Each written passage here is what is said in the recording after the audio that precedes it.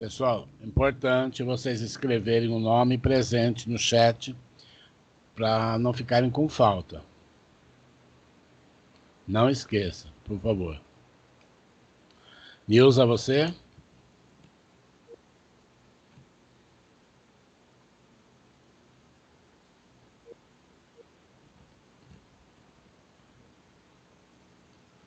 Nilza?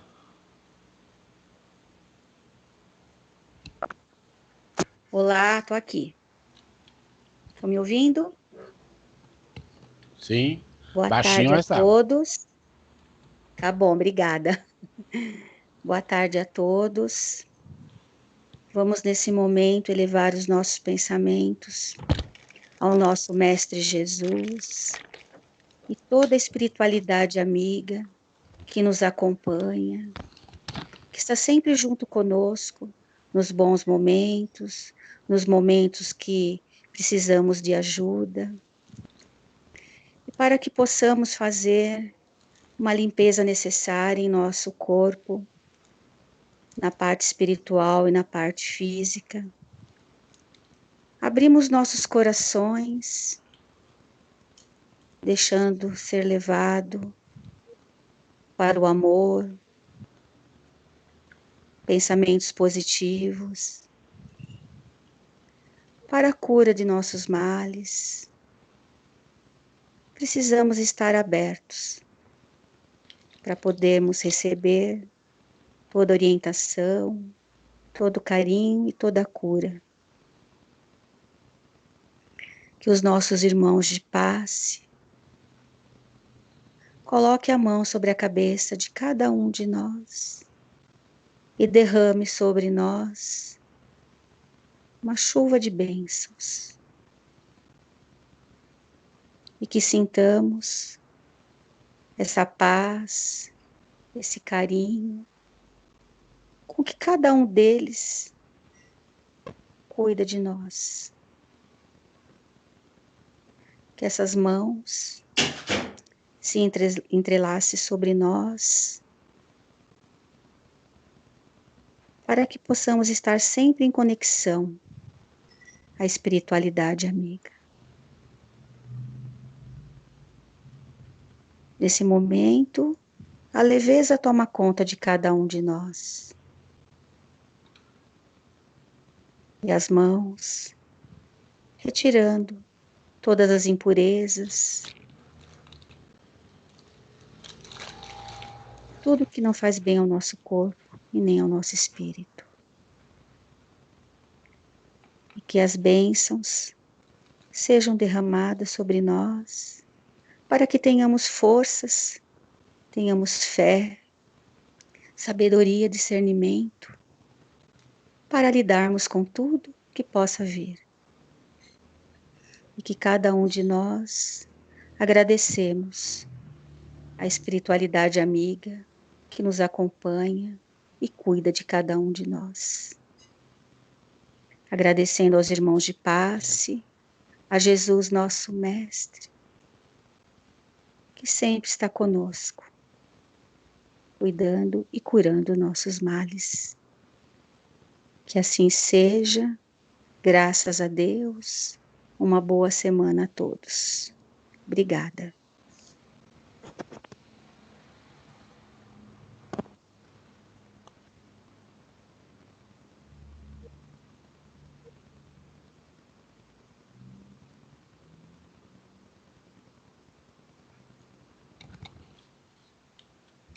Márcio, agora é com você. Ademir? Ademir? Oi, pode falar. Antes da gente iniciar, eu posso pedir que todos rezemos um Pai Nosso para todos aqueles irmãos moribundos e irmãs, por favor. Pode. Pai nosso que estás no céu, santificado seja o vosso nome. Venha a nós o vosso reino. Seja feita a vossa vontade, assim na terra como no céu. E o pão nosso de cada dia dai-nos hoje. Perdoai as nossas ofensas, assim como nós perdoamos a quem nos tem ofendido. Não nos deixeis cair em tentação, mas livrai-nos de todo mal. Amém. Em paz, meu filho. Graças a Deus. Preparação dos trabalhos espirituais. Vamos fechar os nossos olhos, respirar lenta e compassadamente. Vamos relaxar e esquecer as tribulações do nosso dia a dia. No silêncio interior, busquemos contato com o nosso Criador, sentindo cada respiração uma harmonia com as energias do universo e assim elevando os nossos pensamentos.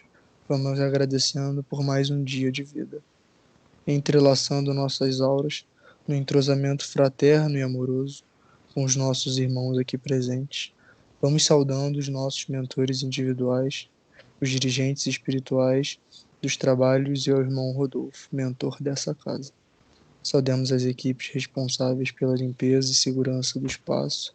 Pedimos a eles que formem um cordão de fluido de proteção sobre esta casa abençoada e sobre cada um de nós, cobrindo os pisos, os tetos e as paredes, não permitindo que as energias negativas tenham permissão para aqui ficar. Vamos pedir auxílio para o nosso trabalho, as fraternidades espirituais. Prece das fraternidades. Nosso Divino Mestre e Salvador, fortalecei-nos e amparai-nos, para que possamos lutar contra as forças do mal que tentam dominar o mundo. Veneráveis mensageiros celestes, auxiliares de Jesus, fortalecei-nos e amparai-nos, para que possamos lutar contra as forças do mal que tentam dominar o mundo.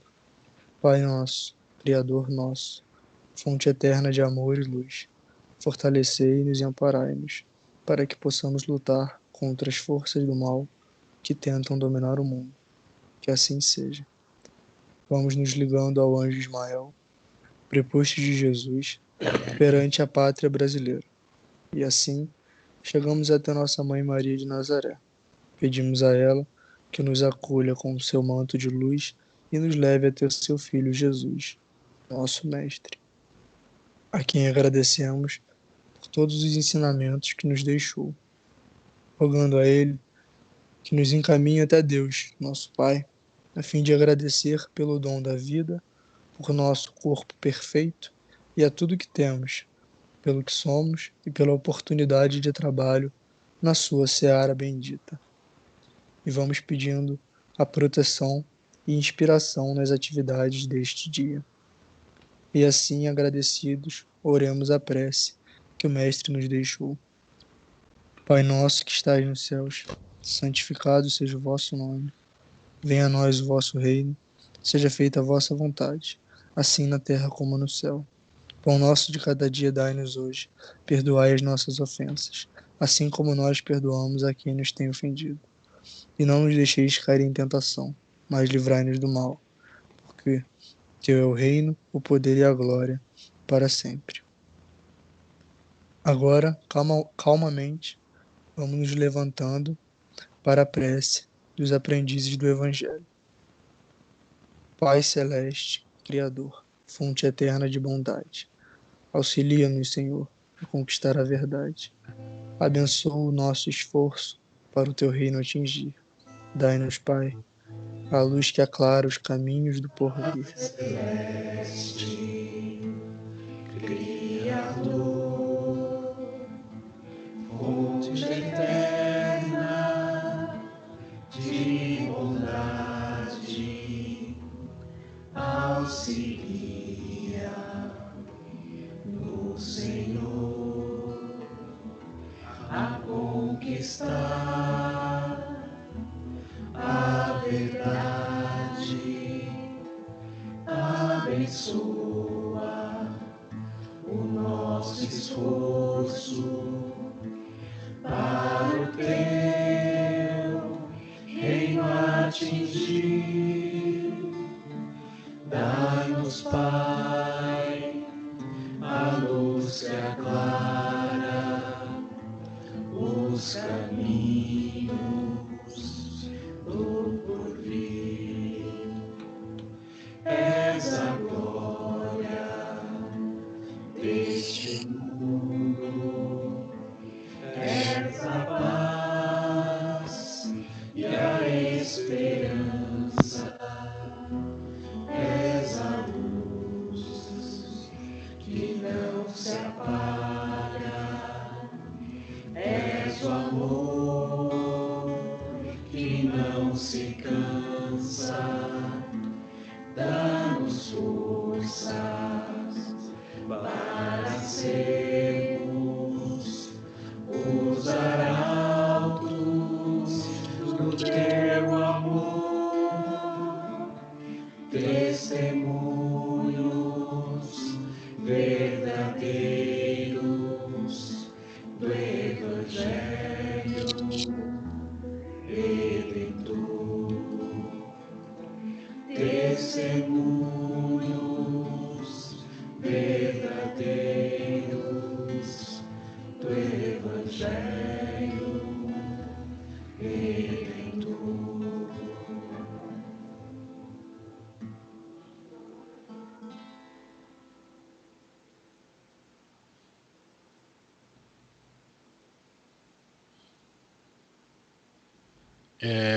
Vocês estão vendo a tela? Não, Ademir, para mim tá tudo preto. Oi? Para mim tá tudo preto. Não. Também não tô Sim vendo. ou não? Não. Espera aí, então.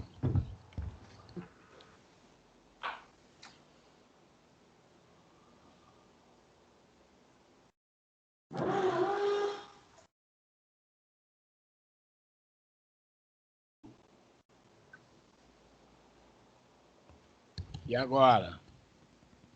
Não. Não estão vendo? Agora sim, apareceu. Eu estou vendo, Ademir. Oi? Não, porque o Tomil está me dizendo que não está vendo nada. Vocês estão vendo a tela e o som? Sim. Agora sim. Ah, então tá. Ademir, eu não estou vendo. Tá, Flávia, pode ler. Eu não Posso estou ler? vendo. Oi? Agora sim, agora estou vendo. Tá ok. Vou ler então. Tento praticar esse hábito todos os dias, pois não é nada fácil me manter serena e controlada no dia a dia com as dificuldades existentes. Mesmo assim, continuo tentando todos os dias não criticar, não pedir ajuda desnecessária e nem ficar magoada com meu companheiro por não se importar em me ajudar com as tarefas do cotidiano.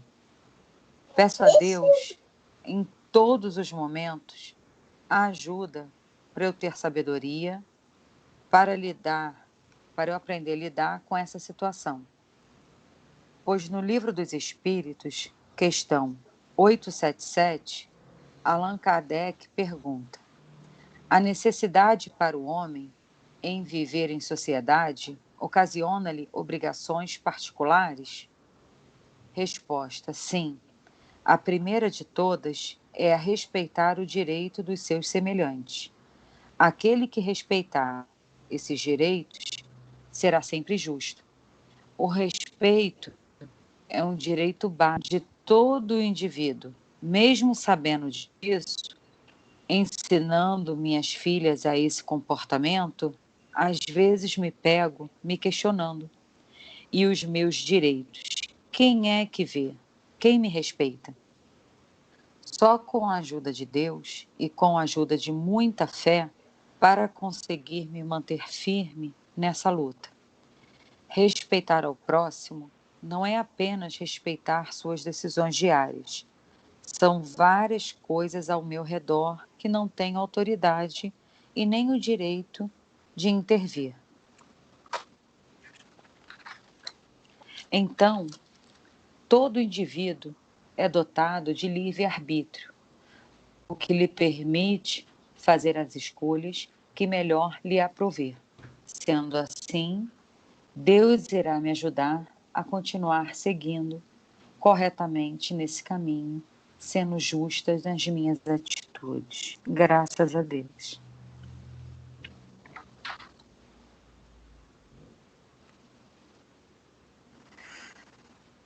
Próximo, obrigado.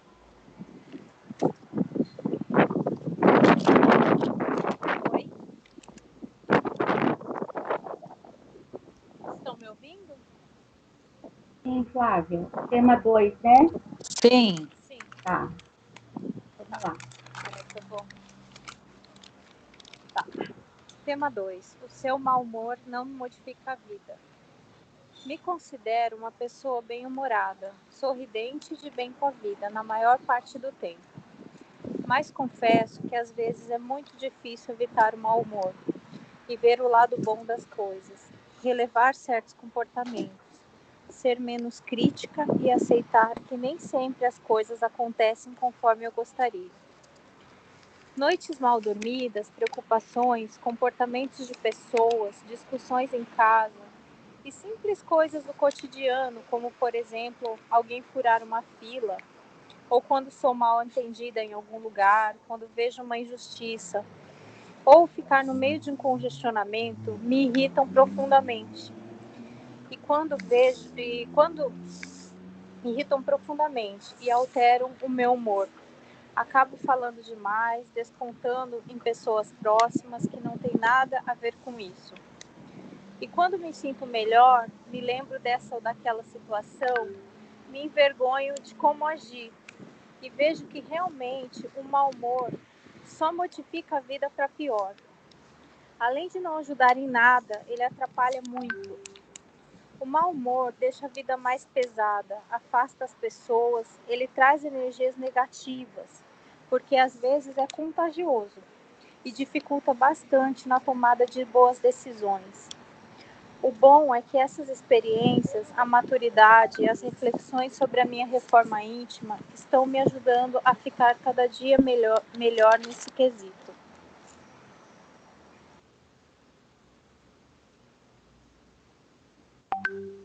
Célia?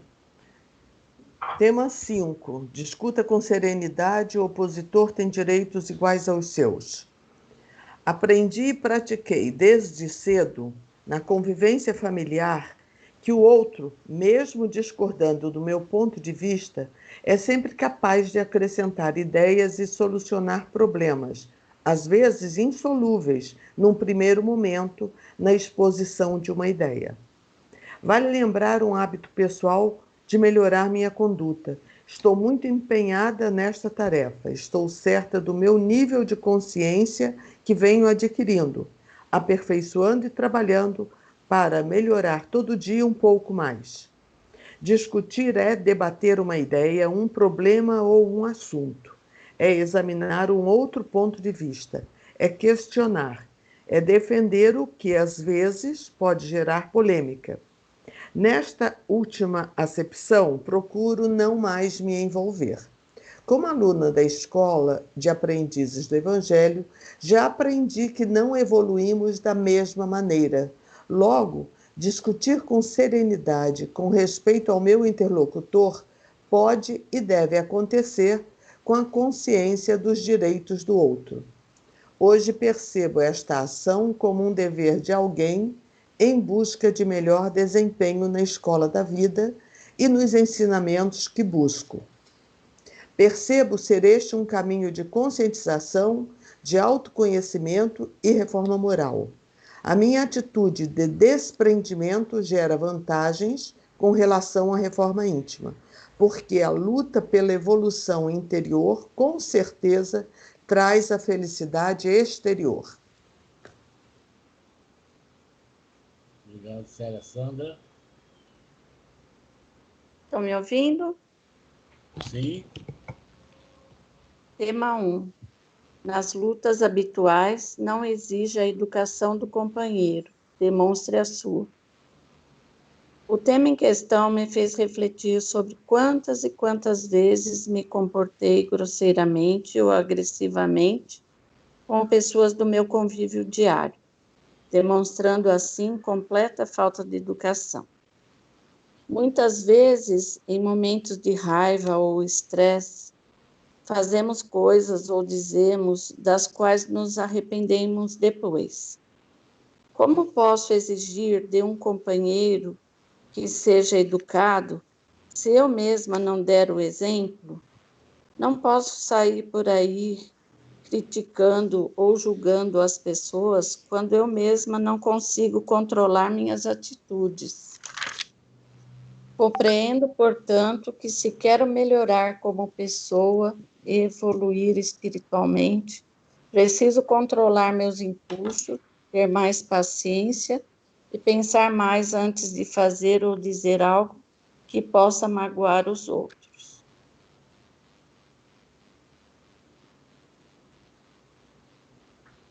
Obrigado, Sandra. Por nada, Ademir. Vamos lá, então, a nossa aula. Bom, hoje, a aula 42, o capítulo 41 do Redentor, o Tribunal Judaico, né? Os expositores. A Simone, que você já conhece, ela faz uma pequena parte, e o Leandro, que vai dar a aula, tá ok?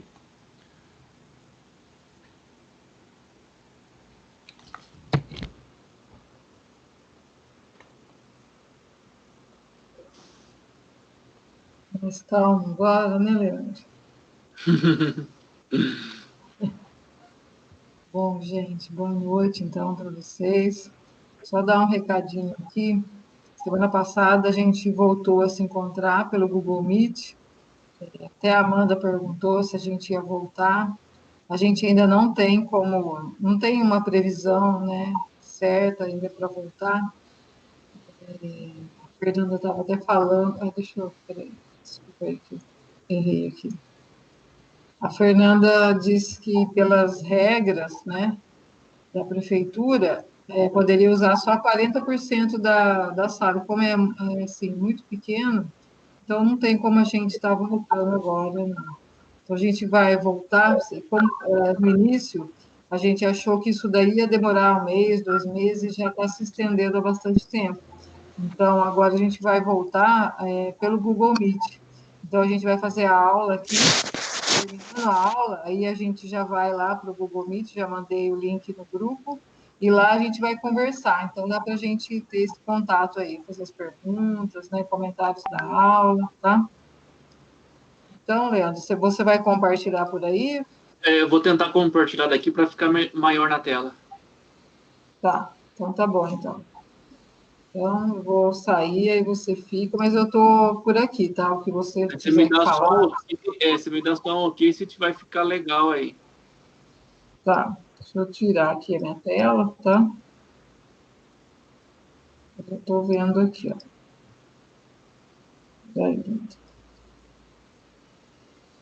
Tá aparecendo beleza. legal? Tá. Se você quiser olhar pelo seu celular, eu abaixo o som, aí eu vejo, assim, para eu poder estar controlando um pouco. Tá ótimo, então, pessoal. Vamos lá, então. Hoje é a nossa aula 42 do Tribunal Judaico.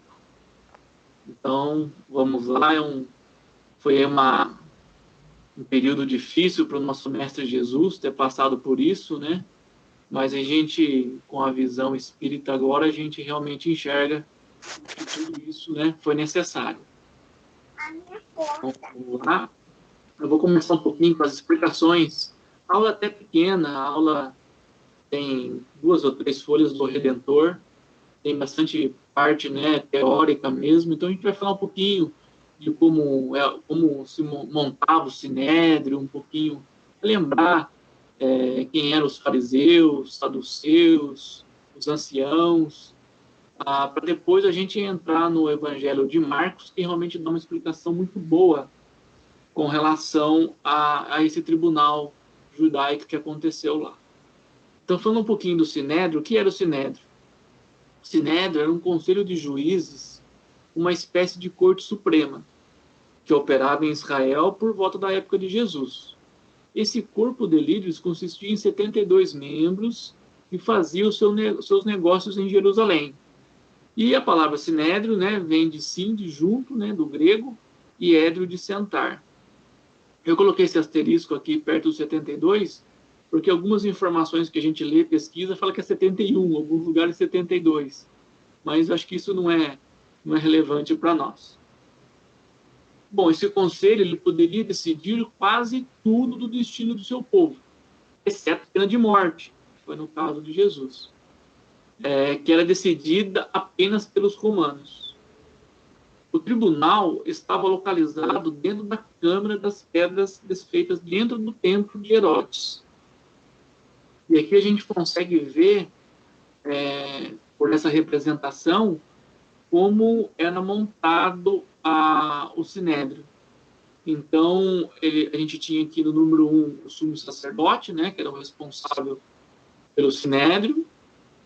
Os números 2 são os membros que compunham o sinédrio. O 3, o réu, que no caso Jesus, e os 2 aqui seriam os escribas, aqueles que ficavam tomando nota, tudo sobre o julgamento, tá? Agora um pouquinho dos sumos sacerdotes. O sinédrio era comandado, então, por um presidente, que era conhecido como sumo sacerdote. Normalmente, os saduceus eram os sumos sacerdotes, que eram os homens mais poderosos do sinédrio. Um sumo sacerdote era o capitão do templo, e o outro que existia também cuidava mais das questões da guarda do templo. Aqui tem uma representação, né, de Caifás, um sumo sacerdote do templo de Jerusalém. Eu acredito que seja da última novela que passou, que envolvia isso, só para a gente realmente ter na mente como eles se vestiam, todas essas questões, né, das vestes, dessa pompa que existia relacionada com o sumo sacerdote. Agora a gente vai falar um pouquinho dos fariseus. Foi a seita de escola filosófica judia mais influente sobre os estudos da tradição, ou seja, a transferência de cultura judaica. Teve por chefe Hillel, doutor judeu nascido na Babilônia, fundador da escola célebre, onde se ensinava que só se devia depositar a fé nas escrituras. Sua origem remonta a 180 a 200 anos antes do nascimento de Jesus. Os fariseus, em diversas épocas, foram perseguidos, porém Alexandre, rei da Síria, lhe deferiu honras e restituiu os bens, de sorte que eles readquiriram o antigo império e conservaram até a ruína de Jerusalém, no ano 70 da era cristã, época em que se lhes apagou o nome em consequência da dispersão dos judeus.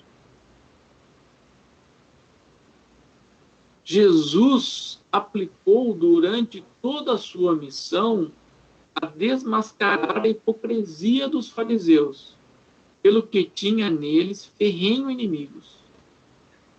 Essa a razão porque os fariseus se ligaram aos príncipes dos sacerdotes, os saduceus, para amotinar contra ele e o povo, e eliminá-lo. Então, várias passagens dos ensinamentos do Mestre Jesus, ele vinha realmente demonstrar essa hipocrisia dos fariseus. Quando ele dizia, não reze na porta do templo, reze na sua casa, em segredo. Quando ele disse naquela passagem que o fariseu estava preocupado porque ele não tinha lavado as mãos antes das refeições. Então, o que Jesus vinha ensinar? O importante não era lavar a mão, mas sim estar com o coração limpo. Os fariseus tinham muito disso, né? Eles eram muito de cultos, de cultura exterior, ou seja, preocupado em lavar as mãos e alguma coisa exterior, mas não cuidava do mais importante, que era realmente do sentimento, de serem pessoas boas, né? Aí a gente vai falar um pouquinho dos escribas. Os escribas eram membros, né, mais recentes do Sinédrio, eram os escribas. A maioria deles eram fariseus. Eles eram advogados, profissionais treinados em teologia, direito e filosofia. O escriba era um profundo conhecedor da lei, do Antigo Testamento, principalmente da lei mosaica. Suas principais funções eram interpretar a lei mosaica, trazendo a solução para as questões mais complexas, e fazer cópias exatas para uso nas sinagogas. Era referência quando o assunto era a lei de Deus. Podemos afirmar que era uma espécie de teólogo, mestre, professor e doutor da lei. Já na época de Jesus, os escribas, como suas interpretações, já haviam criado uma espécie de tradição que andava paralelamente ao que dizia a palavra de Deus. Então, eram os mais responsáveis por realmente interpretar a lei de acordo com os acontecimentos da vida real. Então, tinha aqueles acontecimentos, não sabia se podia, se não podia, como que tinha que funcionar, era levado para os escribas para eles poderem fazer a interpretação ali e levar para dentro dos ensinamentos da lei deles na época. Agora um pouquinho dos saduceus, né? Era uma seita judia que se formou por volta do ano 248 antes de Jesus Cristo e cujo nome veio de Sadoc, que foi o seu fundador. Não acreditavam na imortalidade, nem na ressurreição, nem nos anjos bons e maus. Entretanto, acreditavam em Deus. Nada, porém, esperando após a morte. Só serviam tendo em vista recompensas temporais, ao que, segundo eles, se limitava a providência divina. Assim pensando, tinham a satisfação dos sentidos físicos por objetivo essencial da vida. Quanto às escrituras, atinham-se ao texto da lei antiga. Não admitiam a tradição, nem interpretações quaisquer. Colocavam as boas obras e as consequências puras e simples na lei, acima das práticas exteriores do culto. Eram como se vê os materialistas. Seita pouco numerosa, mas que contava com seu seio importantes personagens, que se tornou um partido político oposto constantemente aos fariseus.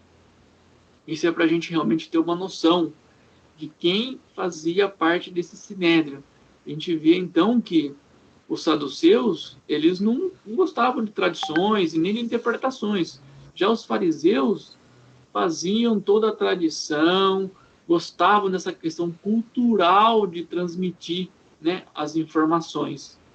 E depois chegou até se tornar um partido político. Então é muito difícil realmente, né, na época de Jesus e hoje até hoje, né, ter esses grupos que realmente não se entendem. Vale destacar que os saduceus não eram bem vistos pelo povo, diferente dos fariseus, que faziam parte da elite e apoiavam os romanos. Assim como os fariseus, essa seita deixou de existir após a destruição do Templo de Jerusalém, lá em 70 depois de Cristo. Ok? E é mais para a gente fazer um contexto para poder ficar mais fácil daí o entendimento desse como que funcionava esse tribunal. Existiam também, né, os anciãos, faziam parte também desse grupo do Sinédrio. Então, nas primitivas formas de governo, eram revestidos de autoridade aqueles que, sendo já pessoas de idade e de reconhecida experiência, podiam tomar a direção dos negócios gerais como representantes do povo. Essa instituição não era peculiar a Israel. Egípcios, gregos e romanos também tinham seus anciãos.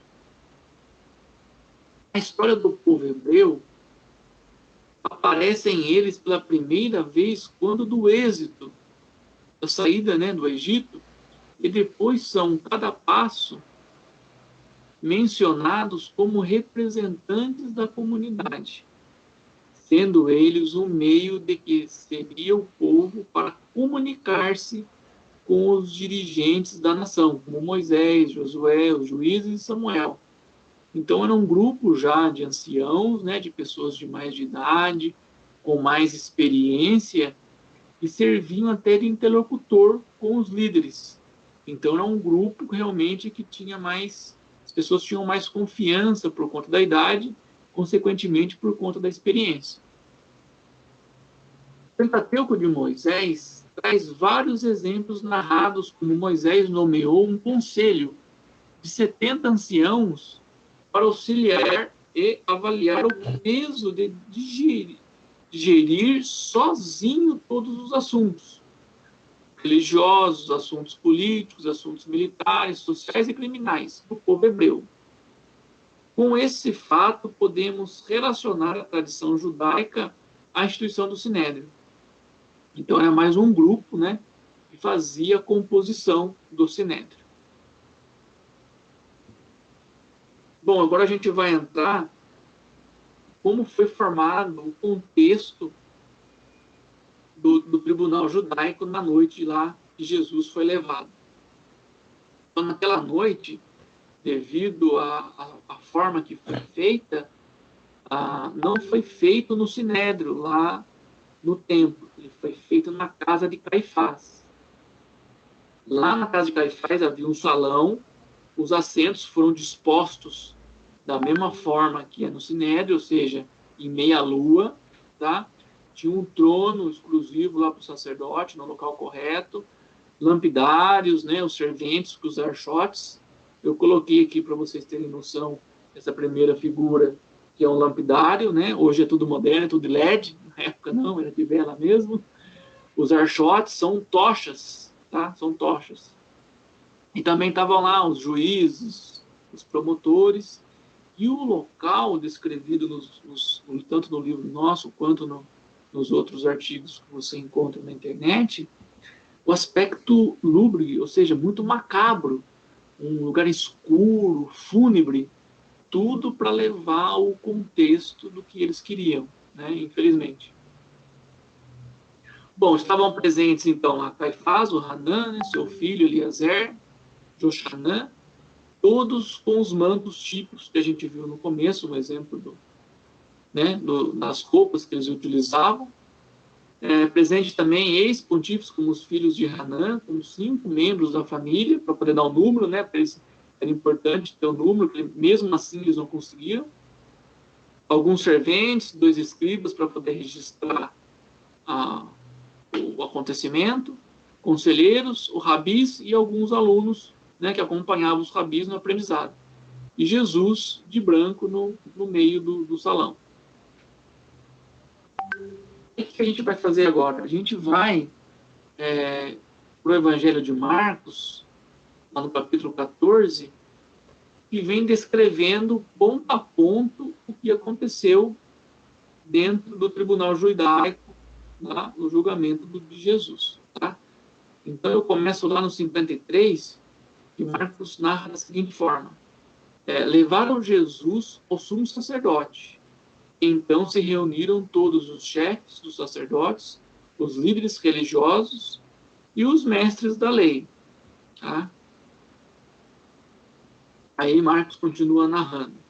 E Pedro o seguiu de longe até o pátio do sumo sacerdote. Sentando-se ali com os guardas, esquentava-se junto ao fogo. Tá?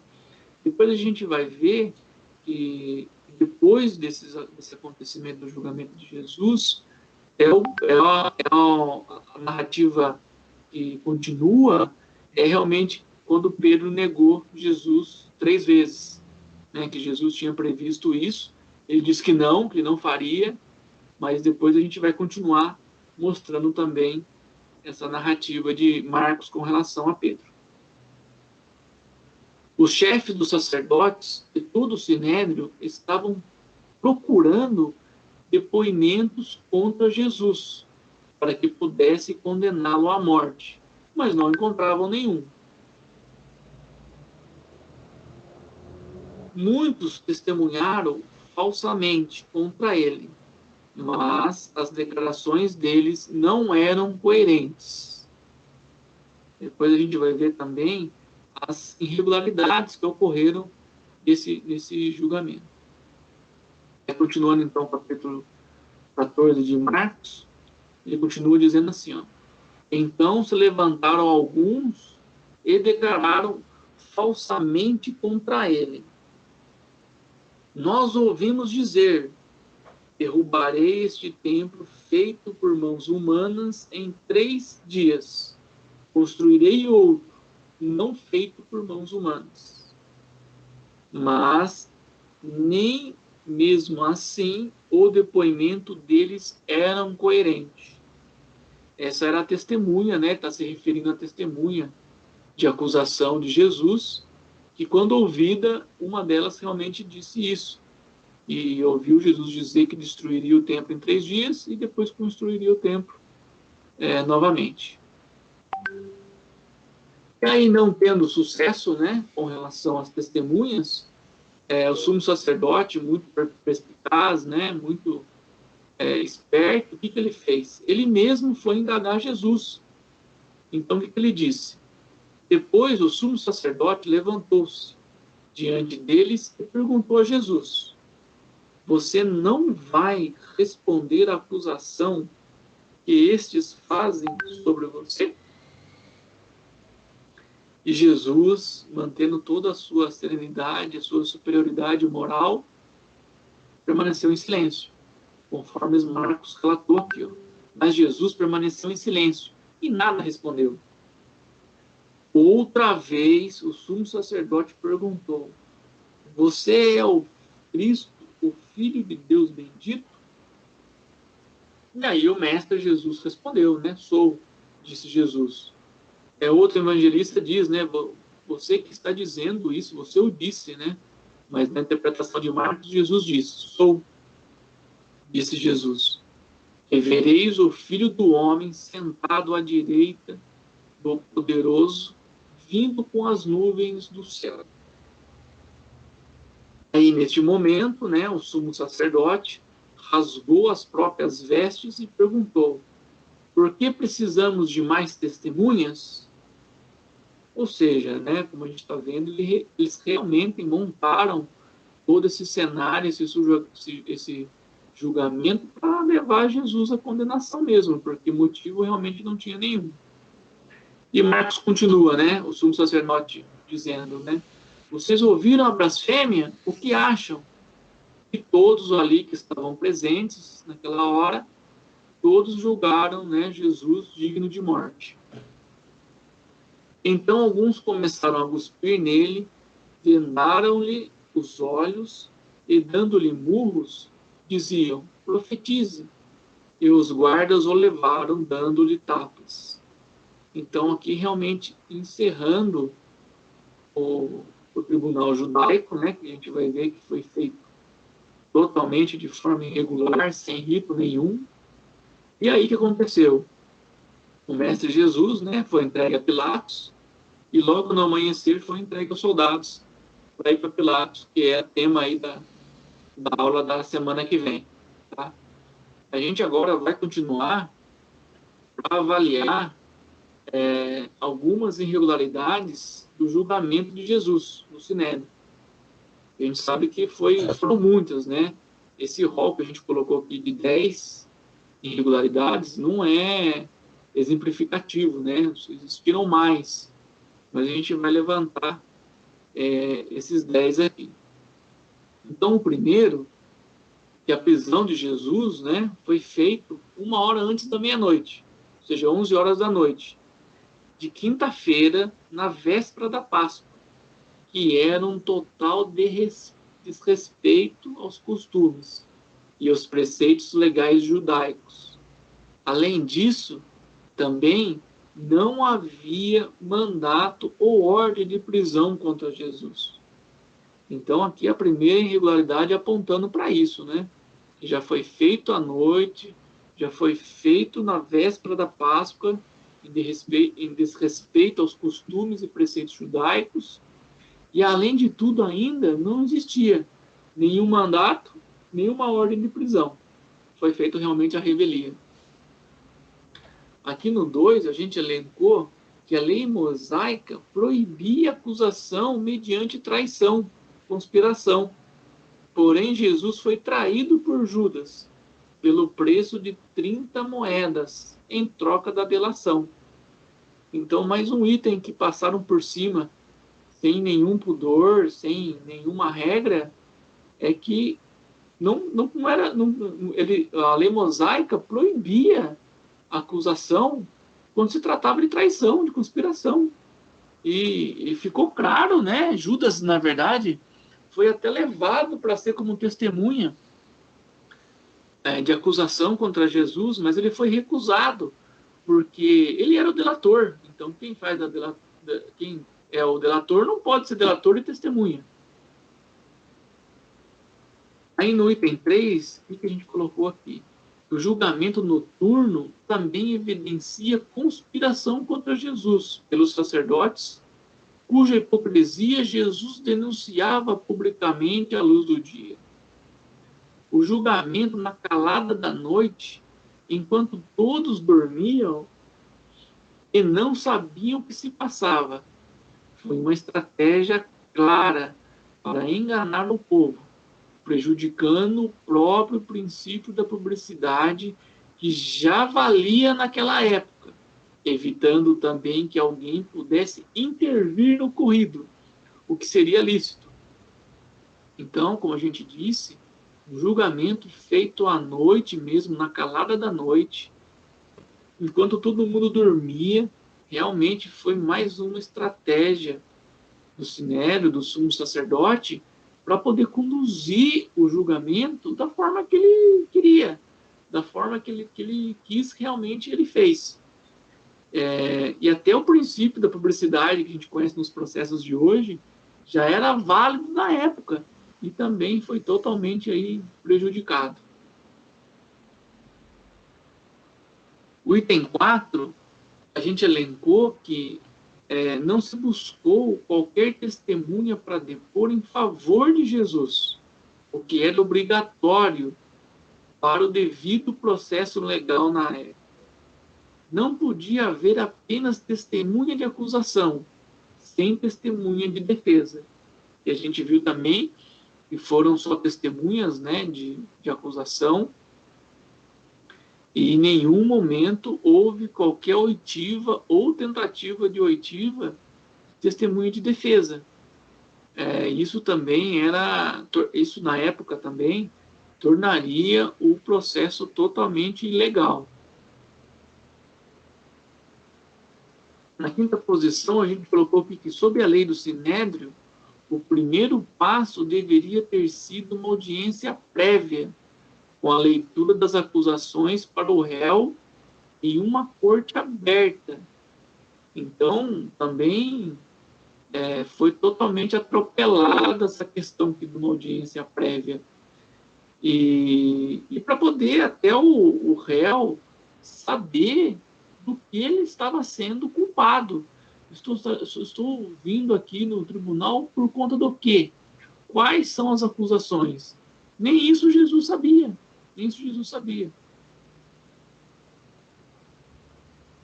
Sob também as provisões da lei judaica, não poderia haver condenação à morte baseada no testemunho de menos de 2 testemunhas. Uma testemunha, na época, era considerada a mesma coisa que nenhuma testemunha. Ou seja, se tivesse só uma testemunha para dar base à sustentação num depoimento, num processo, não tinha validade nenhuma. E se houvessem apenas 2 testemunhas, ambas teriam que concordar em todos os particulares, até nos mínimos detalhes. Diferente das testemunhas de Jesus, que, conforme narrado por Marcos e Mateus, as 2 testemunhas não concordavam entre si. Ou seja, também não tinha base legal essa condenação por testemunha. Por mais que eles tiveram as testemunhas de acusação, elas não falaram a mesma coisa. E a lei da época determinava que, se houvessem duas testemunhas, as duas tinham que concordar em todos os particulares, até nos mínimos detalhes, coisa que nem perto ocorreu no julgamento do mestre. Na 7ª posição, a gente colocou que a lei mosaica, um acusado não poderia ser obrigado a testemunhar contra si mesmo. Portanto, uma confissão voluntária não era suficiente para a condenação sob a lei judaica. Portanto, mais uma legalidade no julgamento de Jesus. Como o sumo sacerdote não conseguiu, através das testemunhas, provar nada, porque não existia nada, ele mesmo foi lá indagar Jesus. E quando Jesus disse que era filho de Deus, ele realmente, falou que Jesus tinha cometido o crime de blasfêmia.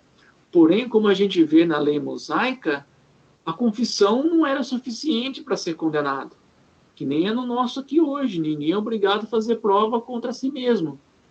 E isso, com certeza, decorre de lá. Então, mais uma ilegalidade que foi realmente atropelada. O 8º fala assim: a primeira audiência diante do Sinédrio foi concluída por volta das 3 horas da manhã. A corte só adiou o julgamento até o nascer do sol, embora a lei exigisse que cada um dos juízes deliberasse a sós por um dia inteiro, antes da segunda audiência. Outra ilegalidade que invalida o julgamento de Jesus.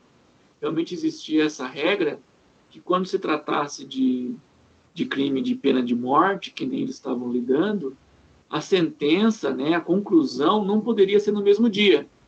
Se fosse para absolver o réu, poderia ser no mesmo dia. Mas quando ia condenar a morte, o que acontecia? Tinha que ser no dia seguinte. Teria que demorar um dia, para que nesse dia fosse um intervalo para aparecer outras provas ou outras informações que levasse o réu a ser absolvido. Tá? A regra também que não foi nem um pouco cumprida. Em 9º lugar, sob a lei judaica, o acusado tinha direito de ter um defensor. É assim como assim acontece atualmente na maioria dos países. Se o acusado não pudesse ter alguém em sua defesa, um defensor seria escolhido para ele, e, se necessário, entre os próprios membros do Sinédrio.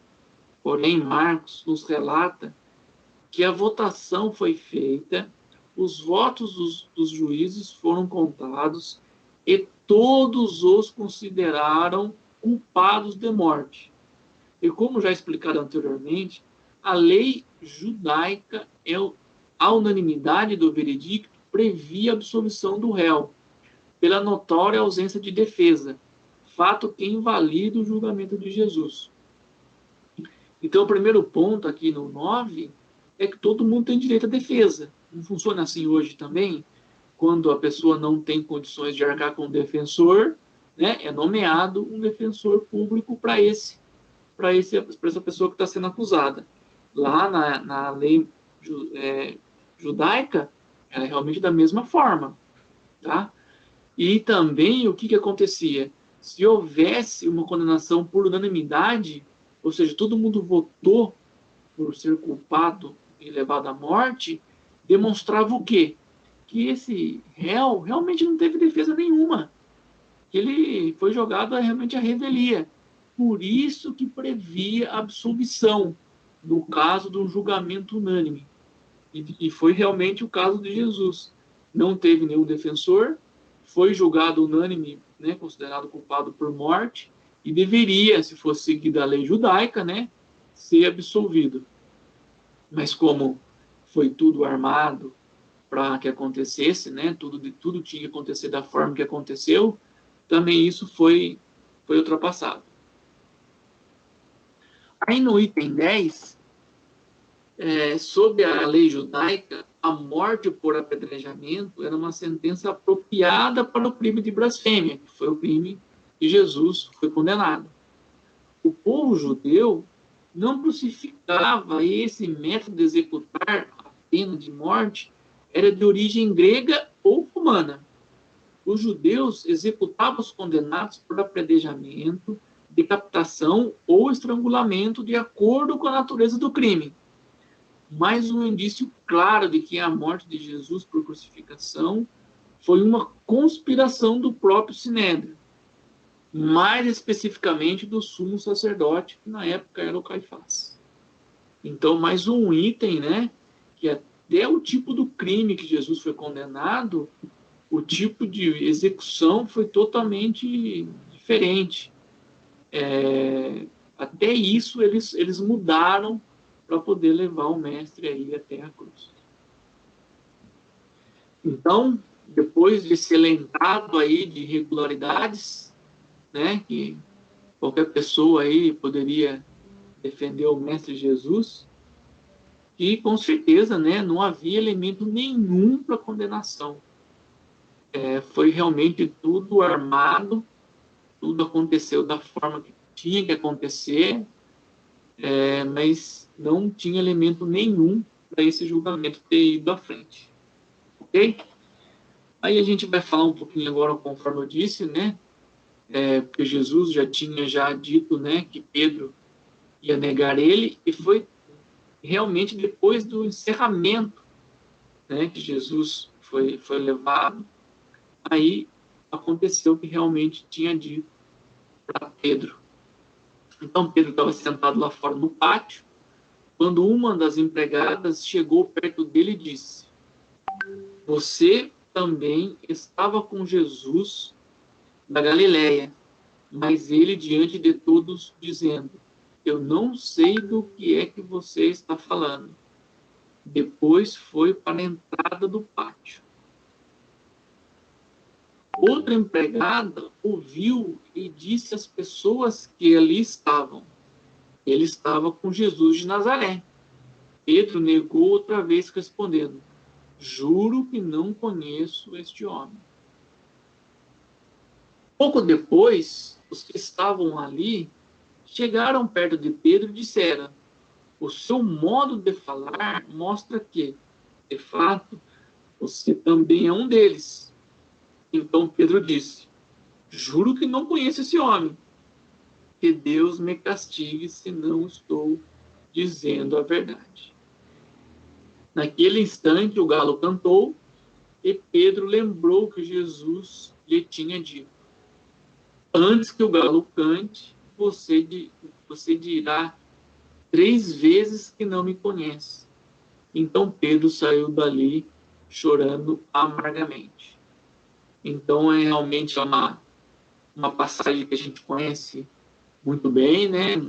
Foi muito falada essa negativa de Pedro, mas também a gente tem que realmente considerar o contexto da época, como foi feito, toda essa armação que foi feita para Jesus, e lembrar também o quanto Pedro foi importante depois para a divulgação do Evangelho de Jesus, né?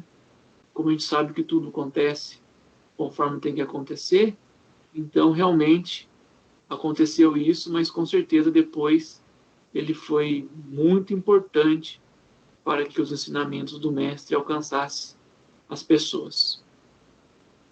Aí a gente vai fazer a nossa reflexão agora, tá?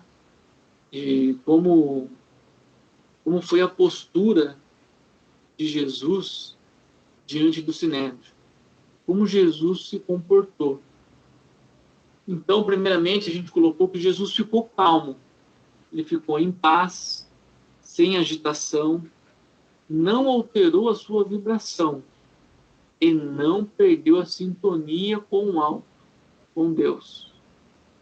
Jesus havia acabado de sair de um momento de profunda oração no Monte das Oliveiras. Ou seja, Jesus já sabia o que ia acontecer. Quando ele disse que o espírito estava pronto, mas a carne era fraca, exatamente por conta disso. Ele sabia tudo o que ia acontecer e mesmo assim ele falou: a carne é fraca, a gente sabe que realmente é. Mas se manteve em vibração, conectado com Deus, para poder realmente fazer cumprir tudo aquilo que deveria acontecer. Ficou perspicaz. O que é isso aqui? A agudeza do raciocínio do Mestre Jesus na compreensão dos fatos. Não facilitou para seus inimigos. Mesmo podendo, não influenciou no livre-arbítrio dos envolvidos naquela situação. Ou seja, Jesus, se ele quisesse, com certeza ele poderia influenciar ali e terminar isso de outra forma. Porém, como ele disse, que seja feita a vontade de meu Pai, não a minha vontade. Jesus também se manteve manso, ou seja, se manteve dócil, foi agredido, mas tomou a decisão de não agredir, não reagir. Portanto, sua grandeza, mostrando, provando a sua grandeza evolutiva. A agressividade, a raiva, a revolta, o ódio, a vingança são resquícios de costumes selvagens já vividos anteriormente. Mas, do que isso, são indícios claros do que ainda do grau baixo de evolução que certos espíritos se encontram. Então, Jesus realmente se comportou, tamanha a grandeza de Jesus. Ele suportou toda aquela situação de forma dócil, de forma tranquila. Ele conseguiu realmente passar por tudo, demonstrando a sua grande evolução espiritual.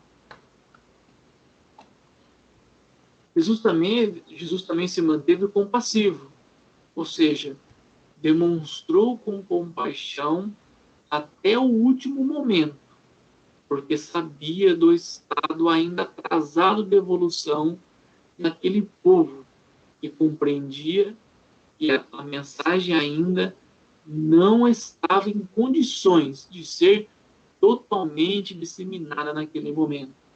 Ou seja, ele sabia que estava lidando com espíritos atrasados, ignorantes, que ainda não tinham condições de assimilar a mensagem do Mestre. Depois de mais de 2000 anos, ainda a gente patina nesses conhecimentos, patina nessas informações, deixa ainda muita coisa para trás. Imagine naquela época com o povo ainda mais ignorante, o quão difícil realmente foi tentar disseminar essas informações. E eu vou encerrar com esse slide e vou deixar essa questão para vocês.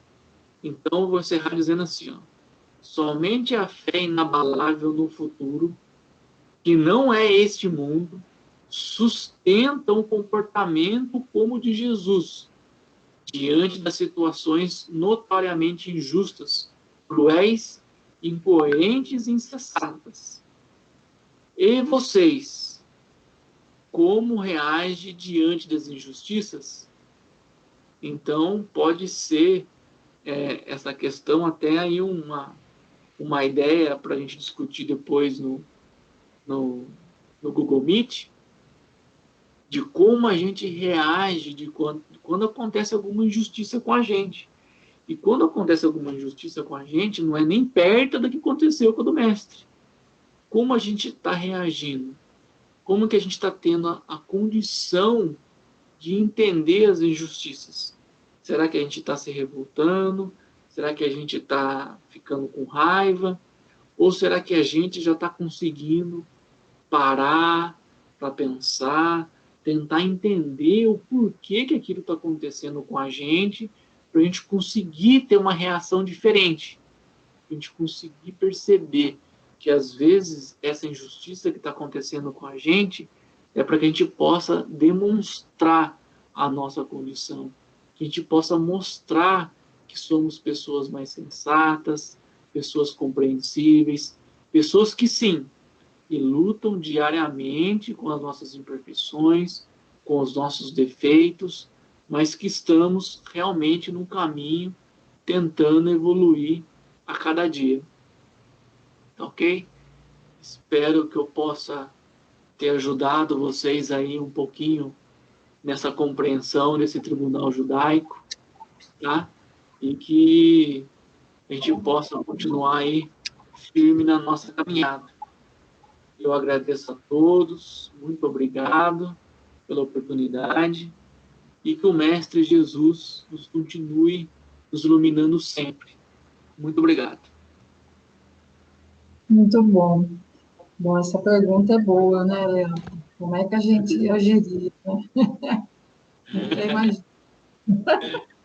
É uma pergunta difícil, realmente, né? Porque o mestre, na sua condição espiritual, na sua elevação espiritual, sabendo tudo que ia acontecer, ainda a gente consegue, né, entender. Agora, a gente, na nossa pequenez, né, na nossa ineficiência, nossa falta ainda de condições, é que a gente tem que realmente avaliar cada dia e ir aprendendo mesmo, né? Eu fico imaginando. Bom, assim, foi ótimo, assim, sua aula. Depois eu fiquei pensando, sem querer, eu coloquei 2 advogados para falar sobre julgamento no Sinédrio, e agora, semana que vem, a Fernanda vai falar do julgamento de Pilatos. Só, tá vendo? A gente poderia estar lá como um defensor, né? Falei, puxa, a gente desencarnar e... Entendeu? Apontando todas as novidades. Na faculdade, a gente fez um trabalho sobre as novidades do julgamento de Jesus, super legal. A gente estudava direito hebreu, eu estudei direito romano, e aí as pessoas talvez não nem imaginam, mas direito hoje ele é praticamente, né, totalmente fundamentado no direito romano, né? Direito romano, né? Muitas coisas que a gente vê desse julgamento são aplicadas hoje, né? Porque a nossa é cópia de lá. Não, o sistema já era todo já bem normatizado. Bom, aí, dessa aula eu anotei 3 coisas aqui, assim, que acho que seria legal. Primeira coisa, foi a primeira delação premiada que a gente tem na história, né, de Judas. Judas foi o primeiro delator já, é verdade mesmo. Desde a primeira delação premiada. Quiseram ainda usá-lo como testemunha ainda, né? Foi recusado. Mas ele foi o delator e ainda chegaram ao ponto de colocar ele como testemunha. Mas mais ou menos usaram do mínimo do bom senso e recusaram ele, porque quem delata não pode ser testemunha do processo. Outra coisa que eu anotei também é assim, o quanto que se manipula a verdade, né, e o sistema em favor de interesse pessoal, que a gente vê isso hoje muito, né? A gente vê que ainda se continua manipulando a verdade, a gente fica até perdido tentando saber o que é verdade. O que é verdade? Né? No mundo agora que se discute muito a fake news, existe um processo agora tratando de fake news. É verdade. A relação é absurda, continua a mesma coisa, manipulam, contam mentiras, querem que a verdade seja deles. Infelizmente, a gente não evoluiu muito nisso ainda não. Vou criar um comentário que eu descobri, eu fico fuçando aqui, ó, sem querer eu coloquei o comentário da Giovana, né, do Pedro, mas eu vi que a gente pode colocar comentários, ó. Muitas coincidências, votações na calada da noite, do nosso governo.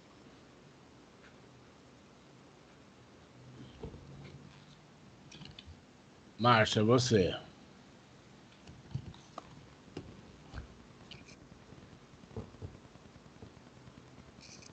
Vibrações finais.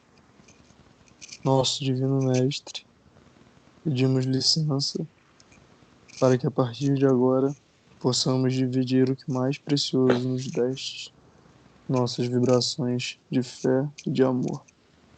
Vibremos pela paz no mundo, pela união das crenças e religiões em torno do Mestre, pelos menos favorecidos que padecem pela pobreza e pelos vícios, pelos nossos idosos abandonados nos asilos, pelos nossos jovens, para que caminhem sempre na luz, pelas nossas crianças e pelas mães que as impediram de nascer, pelos desencarnados que ainda sofrem no umbral e principalmente pelos suicidas, pelos nossos lares como santuários cristãos e por nossos familiares e amigos, pelos que se julgam nossos inimigos, encarnados e desencarnados, pelos doentes e necessitados nos hospitais, principalmente psiquiátricos e os que estão em tratamento contra as drogas, pelos presidiários para que possam se reerguer,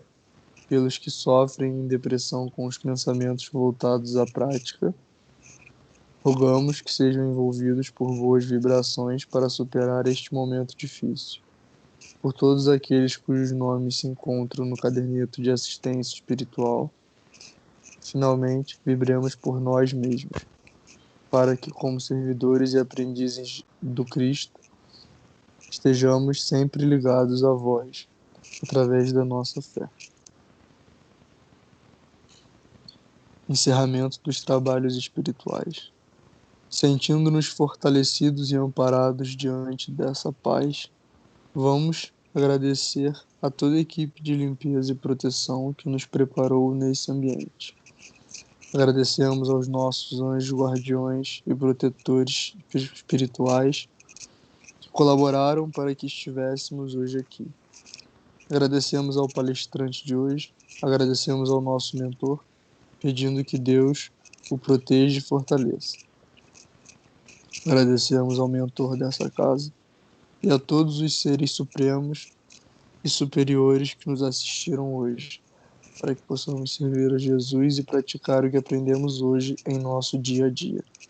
Deus, obrigado por estarmos aqui e que mesmo diante das piores dificuldades nos tenhamos força e persistência, para jamais nos afastarmos de Ti e dos Teus ensinamentos, pois nós o amamos acima de tudo.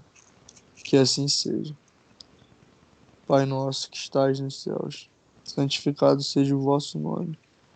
Venha a nós o vosso reino, seja feita a vossa vontade, assim na terra como no céu. E o pão nosso de cada dia dai-nos hoje, perdoai as nossas ofensas, assim como nós perdoamos a quem nos tem ofendido. E não nos deixeis cair em tentação, mas livrai-nos de todo o mal, porque teu é o reino, o poder e a glória para sempre.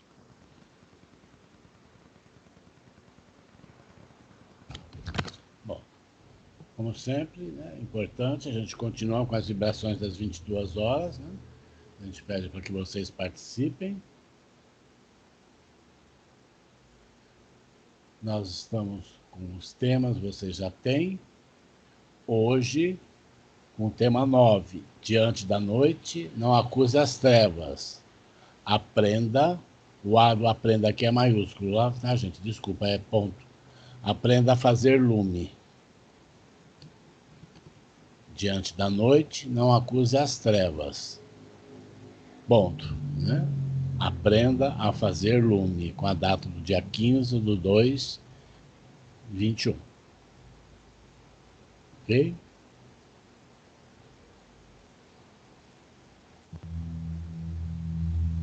Quanta luz neste ambiente, descendo sobre nós, vibrando em nossa mente. Quanta luz, quando assim em prece, como a alma cresce aos olhos de Jesus. Quanta luz, quando em oração a voz do Mestre fala ao nosso coração. Quanta luz descendo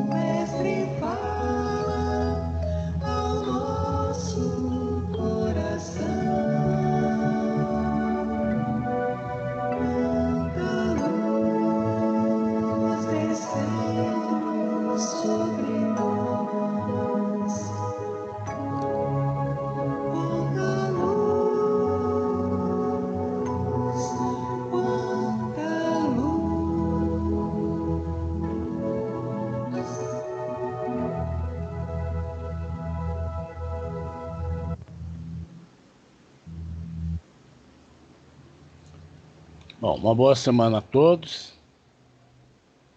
Fiquem bem. Eu só queria dar um lembrete a vocês. Alguns de vocês fizeram, né, o pedido da pizza. Quem quiser, até na quarta-feira nós estamos aceitando o pedido. Essas pizzas beneficentes, né?